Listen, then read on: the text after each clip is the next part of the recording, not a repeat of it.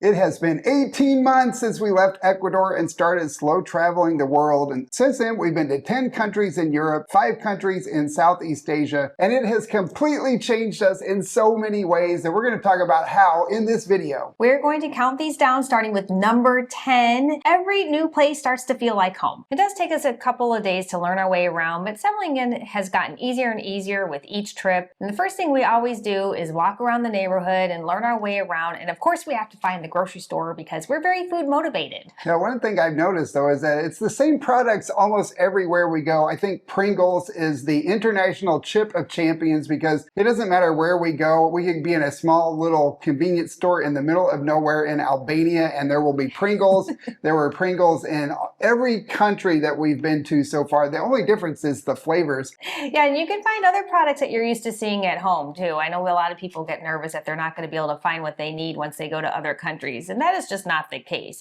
So you're going to find Colgate and Dove and brands like that as well. The other difference is that in some areas we can't get all of the things that we like to eat. So we're here in Italy now and we can't find any Asian food, none of our Thai spices or mixes that we like to cook with here. It's all Italian, so we're kind of just leaning into it here. In Southeast Asia, we had some issues finding some of the other things like the Mexican seasonings that we like. So we just ate a lot of Asian foods, Thai foods, and other types of things like that. That's one of the things I find interesting is that depending on where you go, that you might have different access to different types of foods. Everywhere we go, we see people out walking their dogs, their kids are playing, people are going to work, people are buying their groceries. It's just like everywhere else, and it really does feel pretty normal. We have had culture shock a couple times, which we shared with you guys in videos, but after a day or two of that, it usually goes away, and we start to really feel more and more comfortable. And honestly, JP, the longer that we've been doing this, the easier and easier it's gotten. And gosh, it's amazing how now we get to a new place and by day 2, I'm like, oh, I feel like we live here. Yeah, it does feel like that. Another observation I think though is that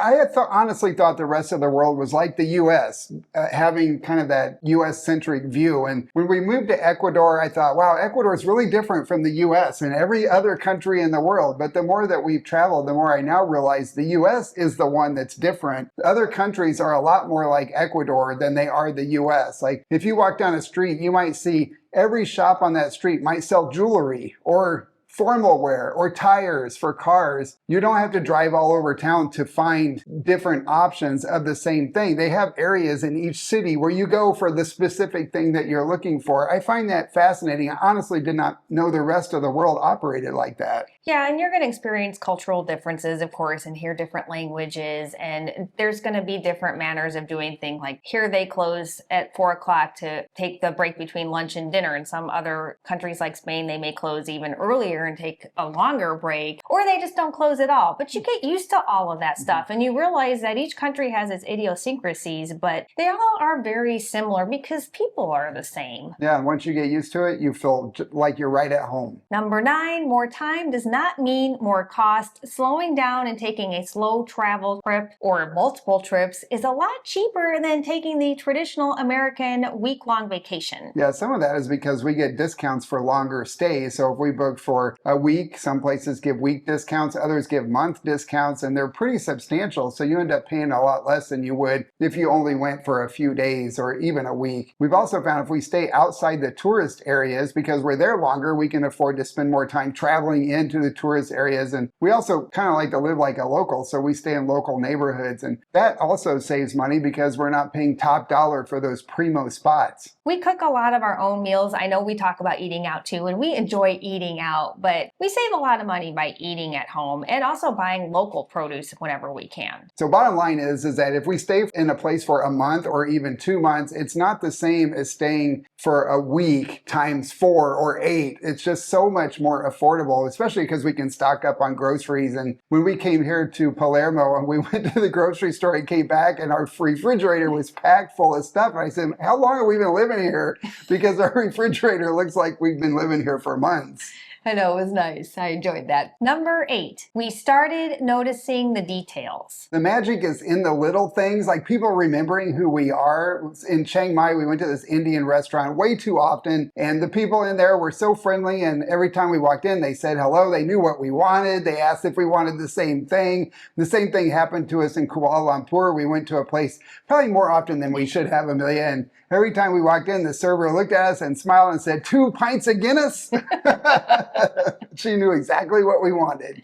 You start to get to know the neighbors, you get to see the local merchants, and they smile and say hello to you, and people are very welcoming. Yeah, this is one of the main reasons why we like to stay in local areas and stay for longer. It's because we really do start to feel the rhythm of that area. I really like it too. When we have more time to spend in one place, we start to notice all the extra little details and the nuances of areas that we may not see if we're just going to one tourist spot after another and just quickly trying to check stuff off our list and stay on our agenda. I really like that when we're out walking around, we are seeing the same people. We're talking to the locals. We're talking to people in the elevator. We stumbled across a new park. We find new little mom and pop stores and specialty restaurants, and we're just more present. Number 7 is you learn how to live in another place. And that's because slow travel isn't just about sightseeing, although we do some of that too, but it's really about living in a place for a period of time so we can actually learn more about what it is like to live there. It's really important to us to go and find the best places to get fresh bread, for example, or to find the best local produce that is grown organically, and also trying to do this in another language, which sometimes can be a challenge, but it's a part of the fun, and that's part of the reality of living in other areas. Yeah, we're getting really good at charades using our hands, and especially here in Italian, where they just talk with their hands so much anyway. I feel like it's an episode of Quantum Leap. I say this all the time to Amelia. It's like that old show Quantum Leap with Scott Bakula, where he would jump into someone else's body every episode and have to figure out how they lived their life. And by the end of the episode, he was fully settled in, but then he would jump out into someone else's life. And I feel like that's kind of what we do every time we land in a new place. It's like we're jumping into someone else's life. We're living in their apartment and we're going about our daily lives like we're that person. And then as soon as we get used to it and settled in, it's time for us to leave. And I'm kind of sad. Speaking of jumping into other people's lives, you want to make sure no one does that to you by protecting your privacy, and that is why we are excited to talk about Incogni, today's sponsor. You may not know this, but your personal information is constantly being bought and sold by data brokers, businesses, and marketers, and personal information like your name, your address, your email, and your social security number, even your browsing history and shopping habits are out there and potentially in the hands of bad people. And that can open you up to identity theft, scams, and all types of other crimes. I learned about these search sites and I keep reading about the constant scams and data breaches, and it kind of freaked me out. I tried to remove all my info from these lists, but it was so time consuming, and you really have to stay on top of it. Plus there are hundreds of those lists out there. Now that we have Incogni, they handle all of this for us, and it's super easy to set up. You just create your account, you grant them the right to work with you, then you relax and watch them do their thing. They contact these brokers on your behalf and demand that you're taken off of these lists. And they do this continually because it's basically like whack-a-mole now with these brokers and data breaches. It is a never-ending battle. Yeah, we feel much better now knowing that they're helping protect our privacy. Incogni is available risk-free for 30 days. If you're not entirely happy, you can get a full refund. Take your personal data back with Incogni. Use promo code Amelia and JP at the link below to get 60% off an annual plan. And now back to our list, and number 6 is that people are basically the same everywhere. People are friendly, they're helpful, they're excited to share their community and their culture with us, and they almost always make us feel right at home. Some people are a little grumpy, but that's to be expected. Yes, that is to be expected, because people are the same everywhere. They live their lives basically the same way. They put their pants on one leg at a time. At least I'm assuming that's what everybody does. We don't live with them. We don't actually know that for certain. But it's probably a safe bet, although sometimes, I put my pants on both legs at the same time. You do? when I'm sitting down. Oh, well, I've never done that. Maybe they do that too. All right, a little TMI for you guys there. And places really start to feel similar despite different architectural differences, cultural differences, and historical differences. You know, you're going to find the same type of neighborhoods and the same local shops and the same business owners and the same neighbors and the people out walking their dogs, etc. Yeah. The one thing we get asked a lot now is that, are we experiencing any anti-American sentiment? And we have not experienced that at all. We have experienced tourist fatigue, which is a different thing because it's aimed at everyone, especially when we were in Seville. We felt that. Here in Palermo, where we are in Italy, we're not feeling that. We felt so welcome here. Everybody is very friendly to us. Number 5 is that you don't have to do everything. That is the beauty of slowing down. You don't have to see it all. But the funny thing is that we end up actually seeing and doing even more than we would have tried to do had we had this really tight agenda and a short window to do it. Yeah, we still try to do some of the touristy things, at least all of the big stuff. One of the nice things, though, is because we are here for an extended period, we can go during the best times. A lot of times it's Tuesday morning or Wednesday morning, and sometimes we have these places to ourselves. Like when we went to Angkor Wat, we went during the week, during the holidays, and there was hardly anyone there, and our guide took us around, and a lot of those places we were in completely by ourselves. Sometimes, though, we settle in a little bit too much, and then we don't actually get to all of the things that we want to do. We just live in our daily lives, doing our work, creating our videos, and talking to people in our community, and time gets away from us, and we don't actually get out and do those things. When we were in Kuala Lumpur the first time for 3 months, we wanted to go to Batu Caves. It's like the big thing to see in KL. We never made it, and Amelia, well, she was not going to let me forget that. Every time she's like, we need to go to Batu. So when we went back, we finally went to Batu Caves and got to do that tour. Yeah, I'm not letting that, well, I'm letting it go now, but it will forever serve as a reminder to make sure that you do make time for the important things, JP. I know, because the same thing happened in Albania. We never made time to go to Cluj, which is a really cool tourist site in Albania, historic place. And we were there for 5 months and never went. And now every time it's like, we don't want it to be like Cluj. It's like the example Amelia pulls up every time when I'm like, no, I need to get a little bit more work done. She's like, we don't want it to be Cluj. So then we get up and we go out and do it. Number 4 is that time slows down, and sometimes it really feels like a time warp. It's kind of bizarre. We can do something last week or even yesterday, and it can feel like days or months ago. I know, it is crazy how that works, and I think it's because we're just being so stimulated that we have so many different things to do that are new. It's not the same old routine of driving to a cube and working the same job, and because we have so many different things that we're doing each day and each week, it just really stretches time out, and it is really a time warp. If we spend a week someplace, sometimes it feels like a month. If we spend a month, it feels like 3 months by the time we leave. It's crazy how that happens. Our lives are so much fuller now because we are immersed and exposed to so many different things. So I think it really does make a big impact on the whole concept of time. If you want to experience the world at a slower pace like we're doing, then join our Turtle Travel Club. We have over 70 members now, and the community is really active. Yeah, it's hard to believe. We just launched a couple weeks ago and we already have 70 members. So if you want to join us, then check below for a link or scan this QR code right here, and you can join us on an upcoming turtle trip. Okay, number 3 is that we feel liberated.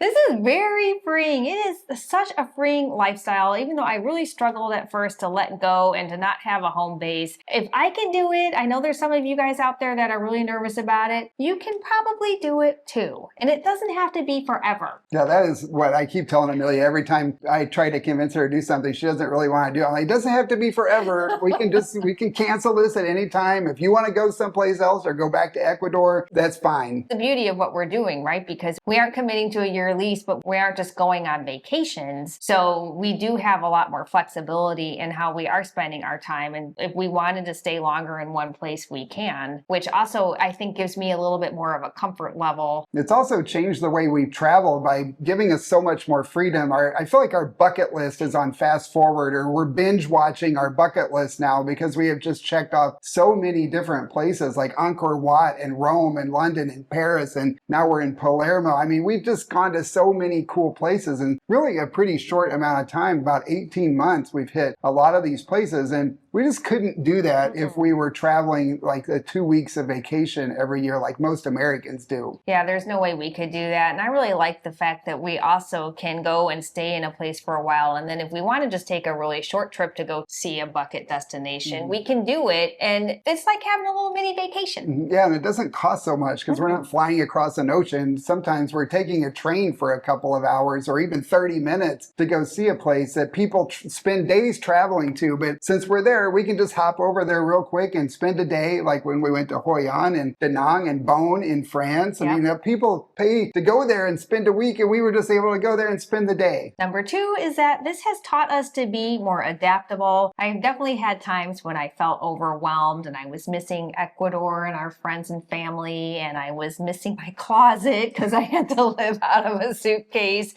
You know, I've gotten over that, and it definitely pushed me out of my comfort zone, and that is a good thing because it also made me realize that that stuff is not the things I need in life to really make me happy and make me feel like I'm really experiencing all that life has to offer. For me, I think the adaptability comes from when we land in a new place and we don't know it at all, and we go out and walk around and we have to make a decision. Do we go left or right? I mean, sometimes it's that much and we don't know where to go or how we're going to get to find the places that we're looking for. And it has helped me be more, I guess, present, but also more understanding that different places have different ways of doing things. And it's made me more appreciative, I think, of how people are the same, but also different at the same time. It's really hard to explain, but I do feel like my worldview has drastically expanded from doing this, even more so than when we just lived in Ecuador. I used to say that all the time, that I felt like living in Ecuador really expanded our worldview, but doing the slow travel has blown the lid off of it because every place is so different, but yet it's still the same. Until you do it, it's hard to explain. And number one is the world is now our playground. It's really hard to believe this is how we live, but the world does not seem so big or scary or distant anymore like it used to. And sometimes I find it hard to believe that this is the only place humans have to live because it's really not that big and we really don't treat it that well for how small it is. We feel like world citizens now. We're not just American citizens or Ecuador residents. The world is now our home. It's not just where we were born. Even if we decide to stay in one place long term, slow travel is still going to be part of our lives. Yeah, unless health or world events prevent it. Hopefully they won't. Hopefully not. Well, if you've ever come home from a trip and you felt more tired than when you left, or like you need a vacation from your vacation, then maybe it's time to slow down. Or if you're really nervous to try slow traveling, then hopefully this video inspired you. Yeah, and you can also get some more support from us and other travelers by joining our Turtle Travel Club. Just click this link right here to learn more. If you want to see more videos about slow travel, then check this one out next. And let us know in the comments where you want to go next. That's all we have for this video. Before you go, leave us a like, please, and we will see you all next time. Ciao. Ciao.